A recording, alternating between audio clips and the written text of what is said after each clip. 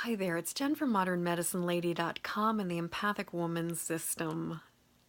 And the word of the day is eat, as in you are what you eat. And as a highly sensitive empathic person, I have learned again and again and again that what I eat really affects me on many different levels.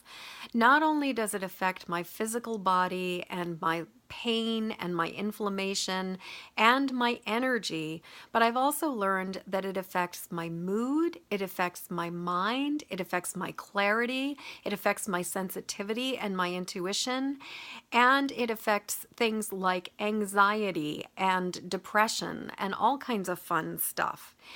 And so what I have found over the years is that as a sensitive person, I am best served by eating a really clean diet. Eating a diet that consists of really whole foods and avoiding all of the major allergens, because generally if something is known as an allergen, it's usually going to set my body off and I'm going to react. One of the things about being highly sensitive is that we are usually highly sensitive to more than just the energy in the world around us or other people's feelings. We are generally sensitive to all kinds of stuff. And what I have found is that in order to really feel more grounded, more comfortable, and feel like I have a handle on my empathic abilities, it's really important that I pay attention to what I eat, and ideally that I follow a food plan that is really in keeping with what's best for my body. Now, different people have slightly different needs. I personally need something that is completely grain-free, completely bean and legume-free, as well as I do best, I have to admit, being primarily dairy-free. I can eat like butter and ghee, but that's pretty much it. And that's when my body is happiest, especially when I'm also really sugar-free. And by doing that, I allow my body to use food for fuel without having my body have to process things that it doesn't know what to do with and that it's not constantly reacting to. And one of the things that I have found in particular is that sugar really affects us as highly sensitive people.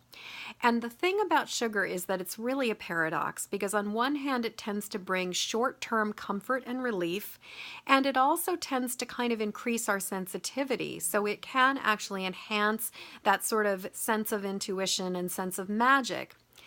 But the problem with it is that the happy bliss that you get from it is very short-lived, and the crash is worse.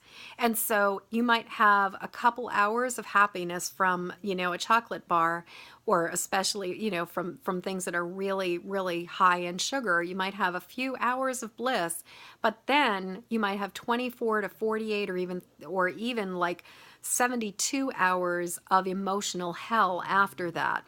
But the other thing that I found is that what it tends to do is it tends to turn up the volume of my sensitivity in a way that I am receiving more information, it's like the windows get opened and I'm just taking a lot more stuff in.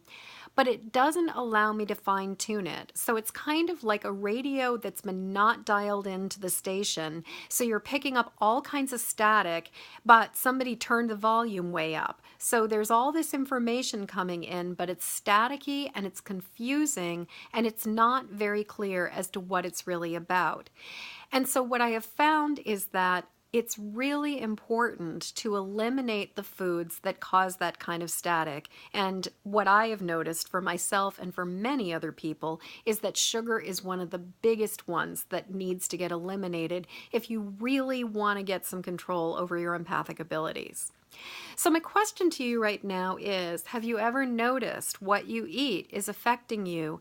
And are you aware of the kinds of foods that set off your body or set off your mind? Is this a brand new conversation? Am I telling you things that you've never heard? Or is this something that you're aware of? And if it is something that you're aware of, or if it isn't, how are you doing with it? Are you comfortable with your food plan? Are you comfortable with what you're eating at this point? Or is this something that could use some attention? So I'd love to hear what you have to say about all of this. Please leave a comment below. And until next word of the day, I am wishing you peace and ease and food that really nourishes your body and your mind and your soul without setting you off in a cascade of reactivity.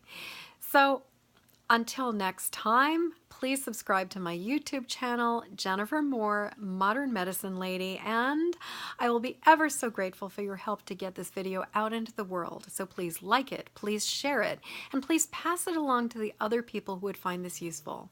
Thank you so much, and until tomorrow, peace.